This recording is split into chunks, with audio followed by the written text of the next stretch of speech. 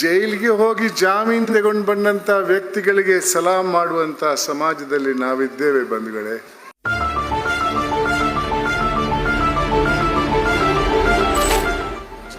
ಜಾಸ್ತಿ ಓದಬೇಕು, ದೊಡ್ಡ ಹುದ್ದೆಗೆ ಹೋಗ್ಬೇಕು, ಶ್ರೀಮಂತನು ಕೂಡ ಆಗ್ಬೇಕು, ಏನೂ ತಪ್ಪಿಲ್ಲ, ಕೋಟ್ಯಾಂತರ ರೂಪಾಯಿ ಮಾಡಿ. ಆದರೆ ಕಾನೂನು ಚೌಕಟ್ಟಲ್ಲಿ ನಿಮ್ಮ ಆ ಸಂಪತ್ತಿನ ದಾರಿಯಲ್ಲಿ ಇನ್ನೊಬ್ಬನ ಜೇಬಿ ಕೈ ಹಾಕಬೇಡಿ, ಇನ್ನೊಬ್ಬನ ಹೊಟ್ಟೆ ಕಲ್ಲಾಕಬೇಡಿ. ನಾನು ಹಲವಾರು ಹುದ್ದೆಯಲ್ಲಿ ಕೆಲಸ ಮಾಡಿದಂಥ ವ್ಯಕ್ತಿ. ಆದರೆ ಕರ್ನಾಟಕ ಲೋಕಾಯುಕ್ತಕ್ಕೆ ಬರುವವರೆಗೆ ನನಗೆ ಅನಿಸಿದ್ದು ನಾನೊಬ್ಬ ಕೂಪ ಮಂಡುಕನಾಗಿದ್ದೆ. ಸಮಾಜದಲ್ಲಿ ಆಗೋಗುವಂಥ ಅನ್ಯಾಯದ ಬಗ್ಗೆ ನನಗೆ ಜಾಸ್ತಿ ಅರಿವಿರಲಿಲ್ಲ. ಆ ಹುದ್ದೆಗೆ ಬಂದ ನಂತರ ಬಹಳಷ್ಟು ಅನ್ಯಾಯವನ್ನು ನಾನು ಕಂಡೆ. ಅದರಿಂದ ನನ್ನಲ್ಲೇ ಬಹಳಷ್ಟು ಬದಲಾವಣೆಗಳು ಬಂದವು. ನಾನು ನನ್ನಲ್ಲೇ ಚರ್ಚೆ ಮಾಡಿ ಈ ರೀತಿ ಸಮಾಜದಲ್ಲಿ ಯಾಕೆ ಆಗ್ತಾ ಇದೆ ಅನ್ನುವ ವಿಚಾರದಲ್ಲಿ ಯೋಚನೆ ಮಾಡಿದಾಗ ನನಗನಿಸಿದ್ದು ಇದು ವ್ಯಕ್ತಿಗಳ ತಪ್ಪಲ್ಲ, ಇದು ಸಮಾಜದ ತಪ್ಪು. ನಾನು ಚಿಕ್ಕವನಾಗಿದ್ದಾಗ ಅಂಥ ಸಮಾಜದಲ್ಲಿದ್ದೆ. ಆ ಸಮಾಜ ಜೈಲಿಗೆ ಹೋದವರನ್ನ, ಅತ್ಯಾಚಾರಿಗಳನ್ನ ಬಹಿಷ್ಕರಿಸ್ತಾ ಇತ್ತು. ಇವತ್ತು ಹಾಗಿಲ್ಲ. ಜೈಲಿಗೆ ಹೋಗಿ ಜಾಮೀನು ತಗೊಂಡು ಬಂದಂಥ ವ್ಯಕ್ತಿಗಳಿಗೆ ಸಲಾಂ ಮಾಡುವಂಥ ಸಮಾಜದಲ್ಲಿ ನಾವಿದ್ದೇವೆ ಬಂಧುಗಳೇ. ಈ ಸಮಾಜದಿಂದ ಮುಂದಕ್ಕೆ ಶಾಂತಿ ಸೌಹಾರ್ದ ಇರಕ್ಕೆ ಬಹಳ ಕಷ್ಟ ಅಂತ ನಾನು ತಿಳ್ಕೊಂಡಿದ್ದೇನೆ. ಈ ಮೌಲ್ಯವಿಲ್ಲದಂಥ ಒಂದು ಸಮಾಜವನ್ನು ಬದಲಾಯಿಸಬೇಕು. ಈ ಬದಲಾವಣೆ ನನ್ನ ವಯಸ್ಸಿನವರಿಂದ ಸಾಧ್ಯವಿಲ್ಲ. ಯಾಕಂದರೆ ಈ ಸಮಾಜವನ್ನು ಈ ಮಟ್ಟಕ್ಕೆ ತಂದವರು ನನ್ನ ವಯಸ್ಸಿನವರು. 2010ರಲ್ಲಿ ಒಬ್ಬರು ಮಹಿಳೆ, 85 ವರ್ಷಕ್ಕೂ ಜಾಸ್ತಿ ವಯಸ್ಸಿನ ಮಹಿಳೆ ಕರ್ನಾಟಕ ಲೋಕಾಯುಕ್ತಕ್ಕೆ ಬರ್ತಾರೆ. ಏನಮ್ಮ ಸಮಸ್ಯೆ ಅಂತ ಕೇಳಿದರೆ, ಸ್ವಾಮಿ ನನಗೆ ಆದಾಯ ಇಲ್ಲ, ಒಬ್ಬ ಮಗ ಮುಂಬೈಯಲ್ಲಿ ಕೆಲಸ ಮಾಡ್ತಾನೆ, ತಿಂಗಳಿಗೆ 250 ರೂಪಾಯಿ ಮನಿ ಆರ್ಡರ್ ಮಾಡ್ತಾನೆ. ಆ ಪೋಸ್ಟ್ ಮ್ಯಾನ್ 10% ಕೇಳ್ತಾನೆ. 10% ಕೊಡದೇ ಇದ್ರೆ 3 ಸಲ ಅಡ್ರೆಸ್ಸಿಗೆ ಹೋದ್ರೂ ಕೂಡ ಯಾರೂ ಸಿಕ್ಕಿಲ್ಲ ಅಂತ ಹಣ ವಾಪಸ್ ಕಳಿಸ್ತಾರೆ.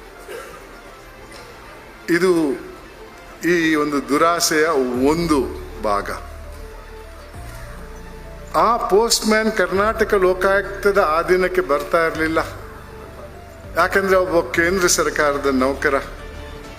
ಅದಕ್ಕೆ ಸಂಬಂಧಪಟ್ಟಂತ ಒಬ್ಬ ಪೊಲೀಸ್ ಅಧಿಕಾರಿಗೆ ನಾನು ಫೋನ್ ಮಾಡಿದೆ. ಆ ಅಧಿಕಾರಿ ಲೆಕ್ಕ ಹಾಕಿರ್ಬೇಕು, 250 ರೂಪಾಯಿ, 10%, 25 ರೂಪಾಯಿ.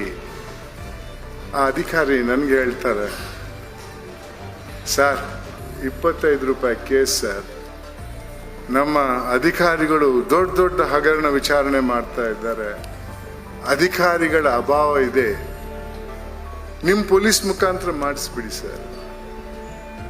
ಏನ್ ಸಂದೇಶ ಕಳಿಸ್ತೀರಿ ನೀವು? ಒಂದ್ ಕಡೆ ಅದೇ ವಠಾರದಲ್ಲಿ 10-12 ವರ್ಷದ ಪೋಸ್ಟ್ ಮ್ಯಾನ್ಗಳಿಗೆ ಟ್ರಾನ್ಸ್ಫರ್ ಸುಲಭವಾಗಿ ಆಗಲ್ಲ. ಅದೇ ವಠಾರದಲ್ಲಿದ್ದಂಥ ಒಬ್ಬ ವ್ಯಕ್ತಿಯ ಮಹಿಳೆ ಪರಿಚಯ ಇತ್ತು, ಆಕೆ ಹಿನ್ನೆಲೆ ಗೊತ್ತಿತ್ತು, ಮತ್ತು ಕೂಡ 250 ರೂಪಾಯಲ್ಲಿ 10%, 25 ರೂಪಾಯಿ ಆಕೆಯಿಂದ ಕಸಿದುಕೊಳ್ಳುವಂಥ ಒಂದು ದುರಾಸೆ. ಇಲ್ಲೊಬ್ಬರ ಅಧಿಕಾರಿ, ಅಖಿಲ ಭಾರತ ಅಧಿಕಾರಿ, ಅವರಿಗೆ 25 ರೂಪಾಯಿ ಕೇಸ್ಗಳೆಲ್ಲ ಚಿಕ್ಕ ಕೇಸ್ಗಳು ಅನ್ನುವ ಅಧಿಕಾರದ ಅಹಂಕಾರ, ಮಾನವೀಯತೆ ಇಲ್ಲದಂತಹ ಒಂದು ವಿಚಾರ. ಬಂಧುಗಳೇ, ನನ್ನ 5 ವರ್ಷದ ಅನುಭವದಲ್ಲಿ ಈ ಒಂದು ಸಮಾಜವನ್ನು ಬದಲಾಯಿಸಬೇಕಾದ್ರೆ, ಒಂದು ಜನಪರವಾದ ಸಮಾಜ,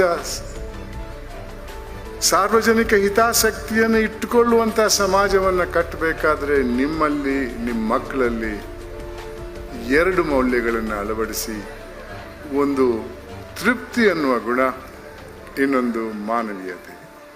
ನಾವೆಲ್ಲ ತಿಳ್ಕೊಂಡಿದ್ದೇವೆ, ನಾವು ಹುಟ್ಟುವಾಗ ಮಾನವರಾಗಿ ಹುಟ್ಟುತ್ತೇವೆ, ನಾವು ಮಾನವರು ಪ್ರಾಣಿಗಳಿಂದ ದೊಡ್ಡ ಗುಂಪಿಗೆ ಸೇರಿದವರನ್ನೋ ವಿಚಾರ ನಮ್ಮಲ್ಲಿ ಇರಬಹುದು. ತಪ್ಪು ವಿಚಾರ. ಮಾನವ ಅನ್ನೋ ಗುಂಪೇ ಇಲ್ಲ. ಸೈನ್ಸ್ ಅಲ್ಲಿ ನಾವು ಹುಟ್ಟುವುದು ಹೋಮೋಸಿಪಿಯನ್ಸ್ ಅನ್ನೋ ಗುಂಪಿಗೆ, ಅದಕ್ಕೂ ಮಾನವೀಯತೆಗೆ ಯಾವ ಸಂಬಂಧನೂ ಇಲ್ಲ. ಮಾನವೀಯತೆ ಅನ್ನುವುದು ನಮ್ಮ ಹಿರಿಯರು ಕಟ್ಟಿದಂತಹ ಮೌಲ್ಯ. ಸಮಾಜದಲ್ಲಿ ಶಾಂತಿ ಸೌಹಾರ್ದ ಇರಬೇಕೆನ್ನುವ ಹಿನ್ನೆಲೆಯಲ್ಲಿ ನಾವು ಹುಟ್ಟುವಾಗ ಮಾನವರಾಗಿ ಹುಟ್ಟದೇ ಇದ್ರೂ ಜೀವನ ಪಥದಲ್ಲಿ ಮಾನವೀಯತೆಯನ್ನು ಅಳವಡಿಸಿಕೊಂಡು ಸಾಯುವಾಗ ಮಾನವನಾಗಿ ಸತ್ರೆ ಅದಕ್ಕೆ ಮೇಲ್ಪಟ್ಟಂತ ಗೌರವ ಯಾವುದೂ ಇಲ್ಲ ಅಂತ ನಾನು ತಿಳ್ಕೊಂಡಂತ ವ್ಯಕ್ತಿ.